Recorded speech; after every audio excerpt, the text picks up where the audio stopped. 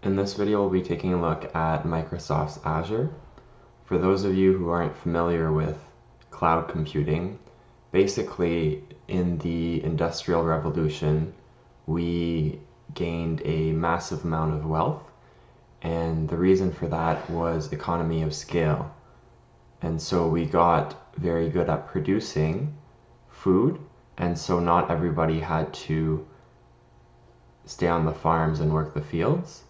And then we had factories that would produce at an output way higher than any individual, right? So an IKEA factory can produce desks a lot quicker and a lot more than an individual making them by hand. And in the realm of computing, you have these tech giants like Microsoft, Google, and Amazon who will invest in infrastructure. So on this map right here, you have multiple data centers throughout the world. So these are Microsoft's data centers. And in these data centers, they'll have, massive lines of server racks. And what we can do is we can use their servers to run our application. And the benefit to that is that it ends up being cheaper than if we were to buy the physical hardware ourselves. Now, in terms of market share, AWS is the world leader by far, owning 62%. And then the next one following that is Microsoft's Azure, and then we have Google's platform. And then the 6% is the rest of the service providers like DigitalOcean. And so what you want to do is you want to go ahead and sign up for Azure if you haven't already. They will give you a $250 credit to play with in the first month you sign up. But after that, you will also be able to do certain things while remaining in the free tier. And so once you log on, you'll want to go ahead and search for billing. And then in cost management, under subscriptions, you can click your free trial. And it will show you, if it loads, how much of your credit you have remaining. So you'll want to monitor that to make sure that you don't go over. There's other ways where you can set alarms and whatnot, but we'll be using this for now. And so the next thing what we'll want to do is we'll want to open up this URL right here. And what this does is it is basically a Bash or PowerShell command line interface in the cloud, and we can run Azure commands in order to manage our resources. And so now a bit of background context. Whenever you build an application, applications are a lot like human bodies in that there's multiple parts working together. So let's say you have a web application. Let's say you're Facebook. You have a web server that is serving the web page so that when someone goes to the URL, they will get the React-based app and it will run on your computer, and it might make requests to databases, or Facebook might be using third-party things and whatnot. So Azure has grouped all these things together, and they've called it an entity known as a resource group. And so before we can go ahead and create a virtual machine, we're going to have to create a resource group. And whenever you copy and paste into this shell, you're going to want to use Shift and Insert, because your regular paste won't work. And so, kind of like Docker, the second command after Azure represents it's like a subclass of commands that deal with what you're working with. So right now we're working with groups, but later we'll be working with VMs. So what we're saying is create a group, call it my resource group VM, and then we need to specify the location of the data centers. So if we go back to here, you have multiple locations, and so you need to specify where are the physical resources that you will be using to create your virtual machine. And so we're going to go ahead and run that. And once that's run, what we can do is we can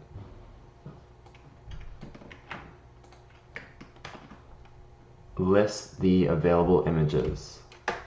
And for those of you who don't know what an image is, it's basically a OS saved to a file. And so as you can see, of the available OSs, we have things like CentOS, we have Red Hat, we obviously have Windows Server, and I think there's also Ubuntu Server right here. And so if we wanted to check all the available versions of a specific distribution, say for example, for whatever reason you have to stay at version 6.5 of CentOS, well then you can check all the available versions for CentOS. Now this is going to take a while because it has to query and there's a whole bunch of versions. Notice for the earn right here, you have the latest tag similar to Docker, and so you can just replace that with the version you want. I think I'm gonna pause this video because when I was practicing before it took a while, so I will be back in a bit. And we're back. That was surprisingly quick, but as you can see, the tables are a little squished because my window isn't that wide, so version is overlapping offer. But you can see here that we have multiple versions of CentOS. And so now what we're going to do is we're going to take a look at the virtual machine sizes. And so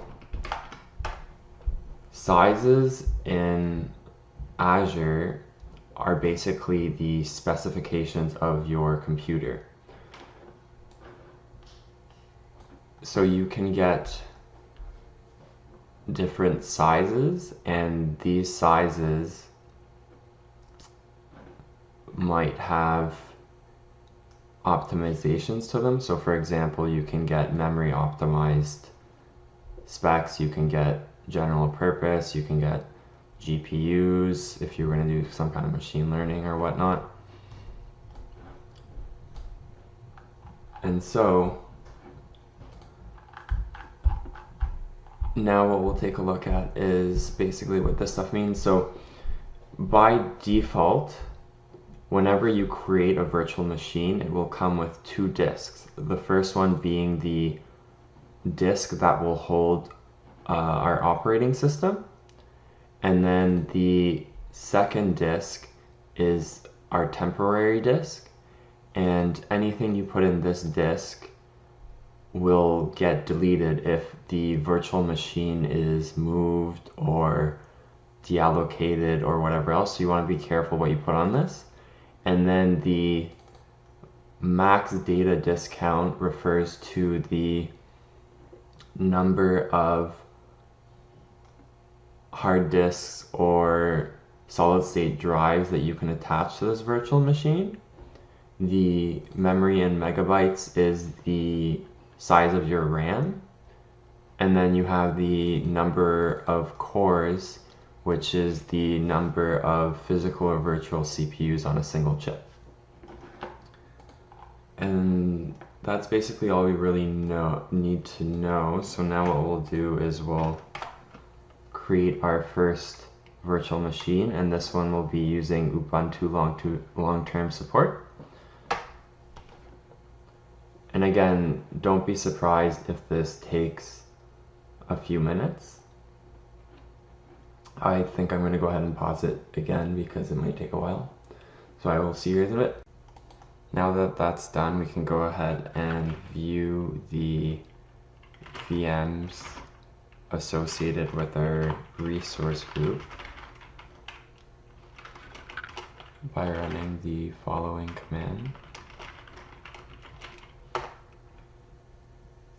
And as you can see, it shows us an array of objects. Each object has the properties of our virtual machine. Now, when I created the virtual machine, I forgot to specify a user. And so we can use this command to specify a user.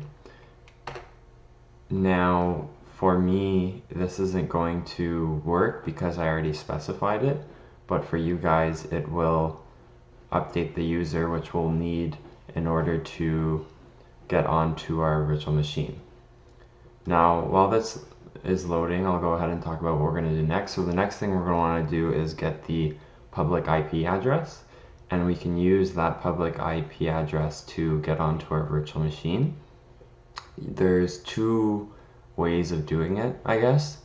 You can do it using the Azure Cloud Shell, which is what we're going to do in this video, but you could also set it up so that you can use it with PuTTY. And so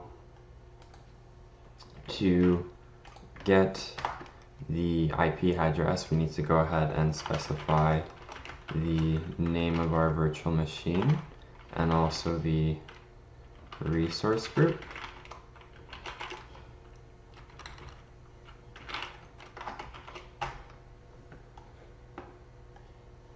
And that didn't work. Why didn't that work? My resource. Oh, whoops.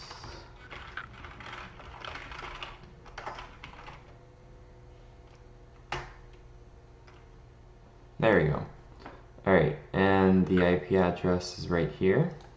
So we're going to go ahead and copy that, and then what we'll do is we'll do SSH, and then the username I picked was username, and then we're going to put the IP address, and as you can see, now we're on our Ubuntu server, and if I were to navigate to the root directory and do an ls, you can see we have all the files right here.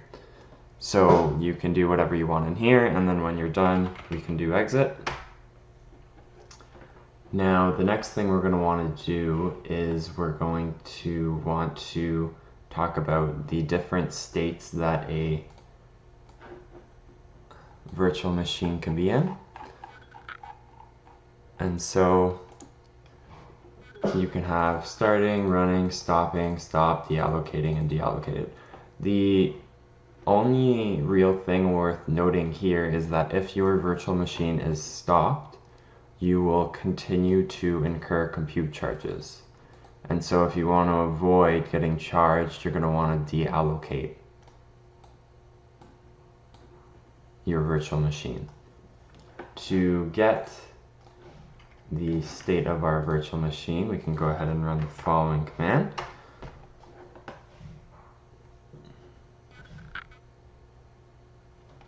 And that is because this should be my virtual machine 3. And you can see it's running. And now if we wanted to deallocate it, we could run ezvm deallocate the name of our virtual machine and the resource group. And again, I made the same mistake where this should be 3. And like creating it, it might take a while for it to deallocate the resources. While that's loading, I can go ahead and talk about what we're going to do next. So the last thing we're going to do is we're going to delete the resource group. And when you delete the resource group, it's going to delete all the virtual machines, virtual networks, and virtual disks that are associated with that resource group.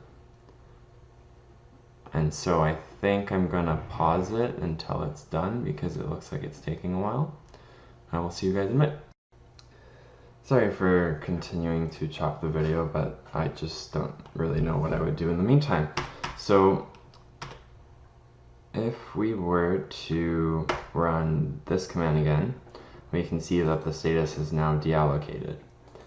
And so now what we're going to do is we're going to delete our resource group, and when we delete it, it's going to delete everything in it, including our virtual machine.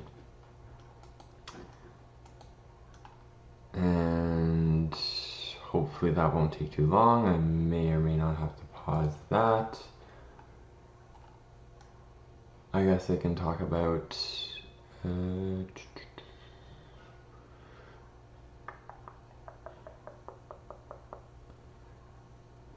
yeah, we're just gonna pause it. Alright, I'm actually happy I stopped the video because that took more than 5 minutes. And so if we want to list the resource groups, you can see that my resource group VM doesn't exist anymore. We still have Cloud Shell Storage East US, which was created because we're using the Azure Cloud Shell. So thank you for watching. Sorry about all the pausing, and let me know if you have any questions in the comment. Peace.